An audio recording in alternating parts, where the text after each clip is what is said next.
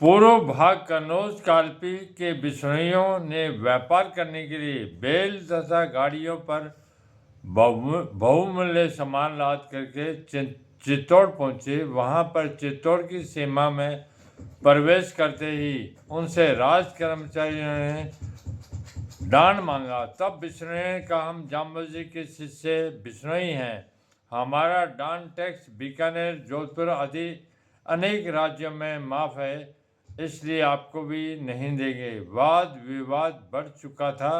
तब बिश्नोई स्वयं ही चित्तौड़ के राजा शासक राणा सांगा संग्राम सिंह व उनकी माता झाली रानी के सामने उपस्थित हुए।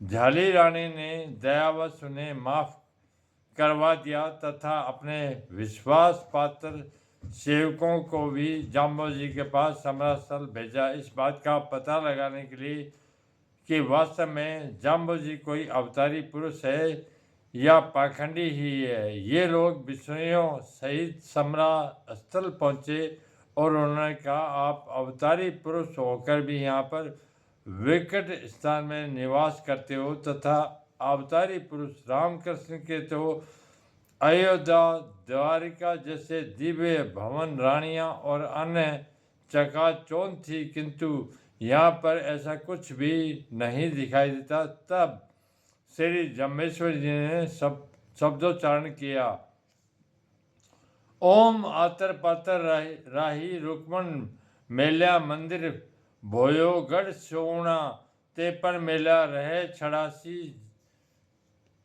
जियो। हे सेवक गणों, यह कहना सत्य है कि द्वापर में कृष्ण अवतार के समय तो ऐसा ही था। उस समय तो अनेकानेक दासियों से घिरी हुई पवित्रता शोभा रानी रुक्मणी थी, जो सदा ही सेवा में संलग्न रहा करती थी, और द्वारका में बड़े बड़े महल मन भावन थे। वह शरण में दिव्य द्वारका रानी रुक्मणी सभी कुछ वहीं छूट गए। अब मैं यहाँ अकेले जैसा ही हूँ।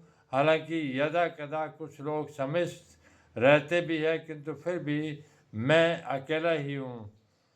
रात पड़ता पाला भी जाग्या, दिवस तपता शुरू, उना ठंडा पना भी जाग्या, धन बरसता नीरू।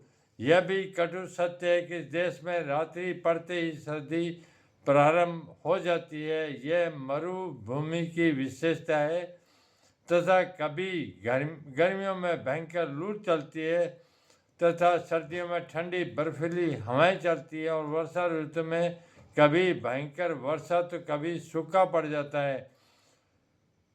जो भी ऋतु बदलती है वह अपनी पूर्ण रूपेण अपना प्रभाव जमाती है। इस बदलते हुए वातावरण को इस हरी कंखेड़ी के नीचे व्यतीत करना पड़ता है। दोनों तना औचाट भी जाग्या के नुगरा देता गालू तथा इतने कष्ट में वातावरण में मैं निवास करता हूँ, फिर भी यहाँ के लोग मेरे पास मैं अपना दुख दर्द लेकर आते हैं। अनेकों प्रकार की कष्ट में व्यथा मुझे सुनाते हैं, उनके कष्टों का निवारण मुझे करना पड़ता है तथा कुछ नुग्रे लोग मुझे बहुत ही भद्दी गहरी गालियाँ देते हैं, उनकी वे गालियाँ भी मुझे सुननी पड़ती है।